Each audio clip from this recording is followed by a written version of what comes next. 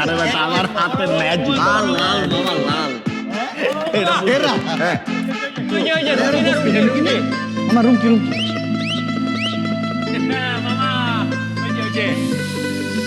মামা মনের কথা না কয়ে কতদিন থাকবি রাতুল?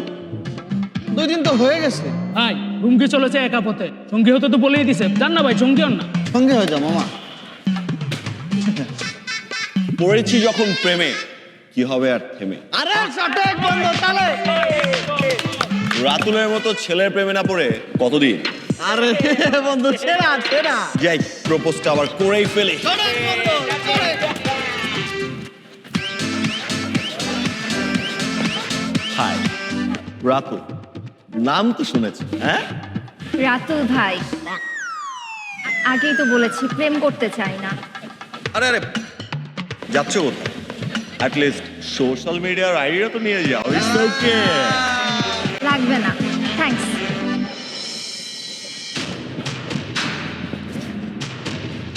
আরে বাহ, রাগলে তো তোমাকে খুব সুন্দর লাগে। তোমার এই রাগ একদিন ভালোবাসা হয়ে আমার বুকে ঝরে পড়ে। আপনার কি মনে হয় আপনি যা করছেন তা ঠিক? কি বলতেছ মামা? আরে ঠিক মানে 100% ঠিক। ছোটবেলা থেকে তো সিনেমায় এটাই দেখে আসছি। নায়ক নায়িকাদের পিছে এমনি ঘুরে নায়িকা প্রথমে একটু রাগ করে পরে সব ঠিকঠাক। It's okay. আরে নায়ক ছাবলার মতো কয়দিন ঘরে মানে তারপর তো একটা গানে নাচা গানা হয়, তারপর তো প্রেম হয়ে যায়। সারা জীবন তো সিনেমা এটাই দেখে আসছি। আর প্রেম ভালোবাসায় একটু একটু দুষ্টুমি করাই যায়। It's okay. আপনার কি মনে হয় যে দৃশ্যটি দেখছেন তা ঠিক? It's not okay.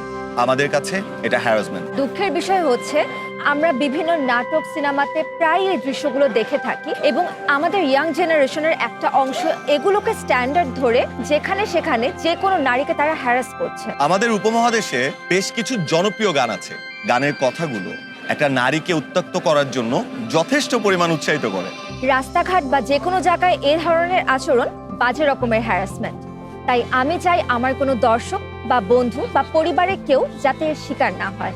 আমিও চাই আমাদের দর্শক, আমাদের বন্ধু, আত্মীয় স্বজন বা পরিবারের কেউ কখনোই কোনো মেয়ের চলার পথে বিপদের, বিরক্তির কারণ না হোক।